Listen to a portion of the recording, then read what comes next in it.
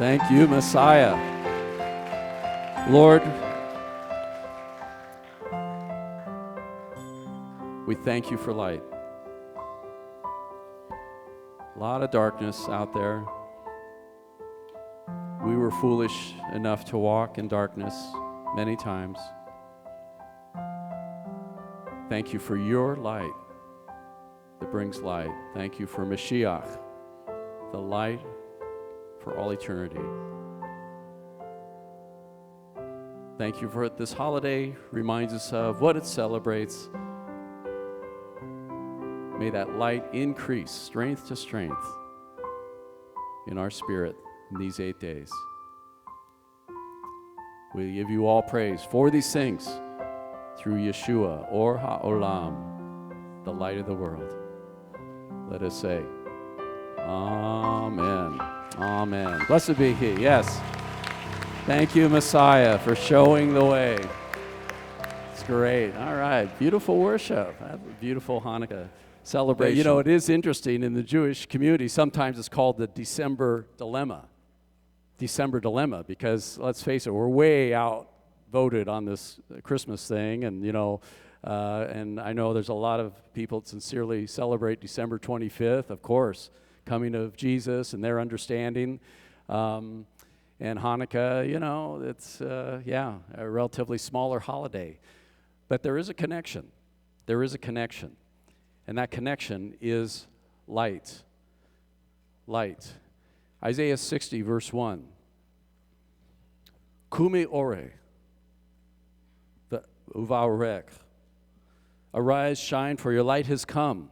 The glory of Adonai has risen on you. For behold, darkness covers the earth, and deep darkness the peoples. But Adonai will arise upon you, and his glory will appear over you. Nations will come to your light. Interesting, not the other way around. Not Israel going to the light of the nations, but the nations coming to whatever that light is in Israel. Kings to the brilliance of your rising.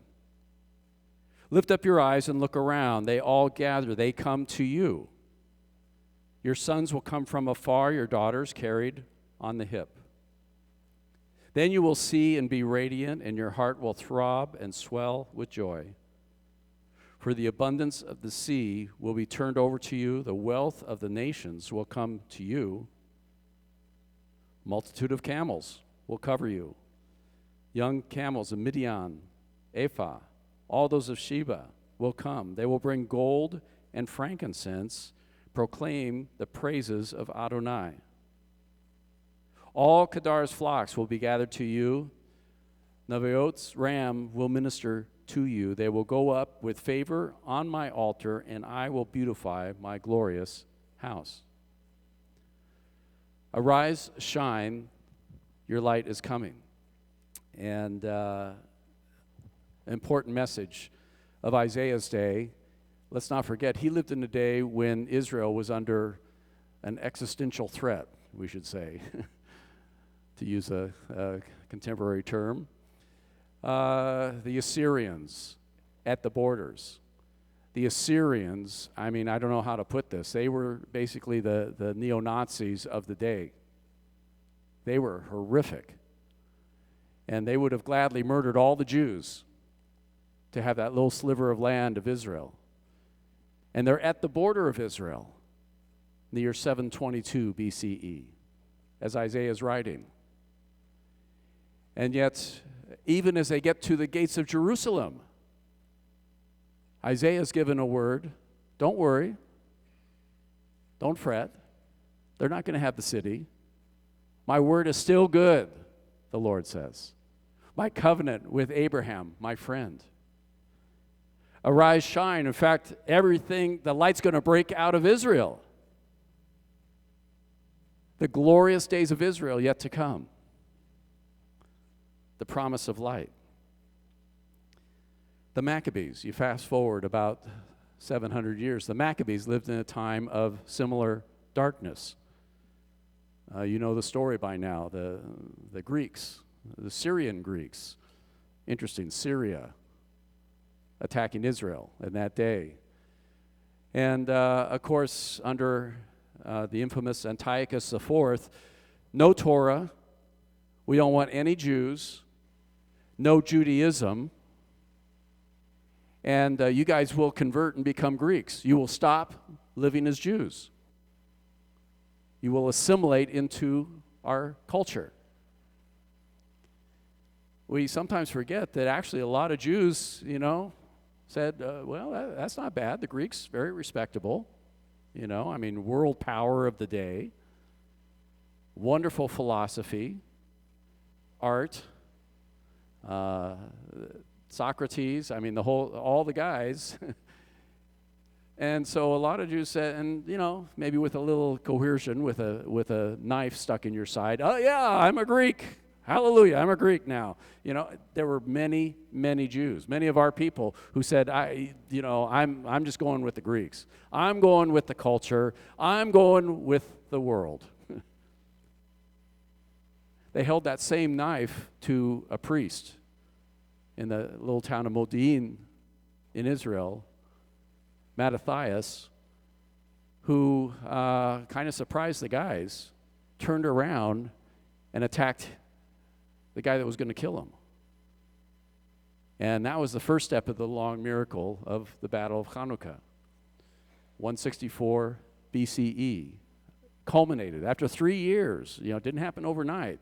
3 years, but Mattathias, his sons, known as the Maccabees, you may remember what their name, it's debated what the name represents, Maccabee. It's not an actual name, it's an acronym, it seems to be, from their battle cry. Mi chamocha Adonai. Mi chamocha be'elim Adonai. Maccabee. Who is like Elohim? You can throw Zeus at us. You can throw Aphrodite, paganism, whatever you want. Mi chamocha be'elim Adonai. Amen? And that is the phrase, of course, right after the Exodus. Who is like God who delivered us through the sea? It's been the battle cry of Israel for so many generations. Certainly was of the Maccabees. And they overcame the deep darkness. Of course, the Greeks had desecrated the temple, desecrated the holy menorah that, commemorated by our menorah here. But, of course, won the battle. Miracle. Remember Ma'ot Tzur, the song we sang? And your word broke their sword. That's one of those crazy God things. Guys are coming at you with swords, and we got to grab that Torah. We're going to run with the Torah. And they lost. Baruch Hashem. Because, of course, it's not parchment. It's not the wood. It's what's written, the promises of God written in that Torah. Amen. That Israel has to live, of course. And through Israel, there would be a conduit for light to come. Israel itself, our people, we need the light. But the whole world needs the light. Deep darkness, Isaiah says, in his day. Deep darkness with the Maccabees. If Hanukkah isn't appropriate, in 2015, I don't know when, deep darkness has enveloped many segments of our contemporary world. Deep darkness in Paris. Deep darkness, San Bernardino. Deep darkness, Hebron, Israel. And what an amazing promise Isaiah holds out at that time, very time of darkness. Kumi ore, arise, your light will shine. Let the light of God shine, and I will beautify my house. The promise of light. Just the timing this year, again, a lot of our nation, the U.S., and Europe, in confusion, darkness, despair. It's not the Antiochus and the Greek army anymore, but it happens to be guys like ISIS. What is going to happen? And a lot of people don't know, and they're fearful. But how beautiful that in the Jewish community we're putting light in the window. Light, light, light. Light those menorahs. Crank them up, right? Not only light the menorah, put them publicly where we can see them. Light it in the mall. Light them out in the community concourse. Put it in our house. You got one at home? I hope you got it. Put it publicly where someone can see it. Your front window, perhaps. Because we live right this year. There is a desperate need for light, isn't there? Desperate need for hope in Israel, Europe, even the U.S., and here comes little Hanukkah. I'll tell you what, it's spectacular Hanukkah. Spectacular message of light in a time of deep darkness. Check out some of what I call the symbolism of the light to come. Verse 18, Isaiah 60. You can read this whole chapter. It's just spectacular. But Isaiah 60:18, no more will violence be heard in your land, devastation or destruction within your borders. But you will call your walls Yeshua, and your gates Kehilat, praise. No more will the sun be your light by day, nor the glow of the moon be your light. But Adonai will be your everlasting light, and your God for your glory. God will bring his light, symbolized in some interesting ways. The violence will not be heard anymore. If you check out your Hebrew, some of you are reading the Hebrew, the word is Hamas. The Hebrew word for violence, also Arabic, Hamas, kind of tells you where those guys are at. Hey, come join the violent organization. We're Hamas. Their name means violence. Well, newsflash, no more will there be Hamas, I guess. No more radical Islam terrorism. It's going to be done in God's timing. And, the world will try to figure it out. The UN will try to figure it out. Maybe we should read the Torah a little bit more. Maybe we should celebrate Hanukkah and see the promises that it's only going to come from God, isn't it? I mean, if you don't have God, there isn't a lot of hope. There is a lot of darkness. It can be overwhelming. But in that day, Jerusalem's walls will have engraved on it, Yeshua, Yeshua, Damascus Gate, Yeshua, Zion Gate, Yeshua. Everywhere you go, Yeshua, salvation. The word for salvation, of course, the personal word, Yeshua, the name, Yeshua. But the concept of redemption. Because we of all people will know at that time that, hey, God did something that is way beyond us.